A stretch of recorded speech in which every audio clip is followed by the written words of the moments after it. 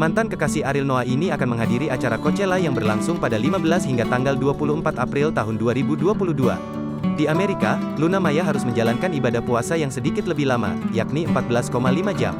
Dia pun tak menampik jika puasa yang dijalaninya di luar negeri bakal lebih berat. Namun, dia tak menjadikan puasa sebagai alasan untuk berhenti berkegiatan. Mungkin akan sedikit lebih berat tapi enggak lah.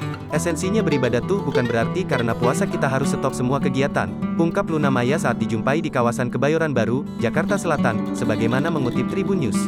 Alih-alih berdiam diri, Luna Maya rupanya lebih senang banyak beraktivitas saat puasa. Sebab, hal itu akan membuatnya lebih bersemangat. Aku tetap kerja, justru membuat aku lebih semangat. Kalau puasa enggak ngapa-ngapain justru lebih berasa lama puasanya, ujarnya. Artis 38 tahun ini berencana menghabiskan waktu cukup lama di Amerika Serikat. Kabarnya, Luna Maya baru akan kembali menjelang Lebaran nanti. Keberangkatannya ke Amerika Serikat begitu disyukuri Luna Maya. Sebab, dirinya bisa kembali beraktivitas normal setelah 2 tahun terjebak pandemi COVID-19.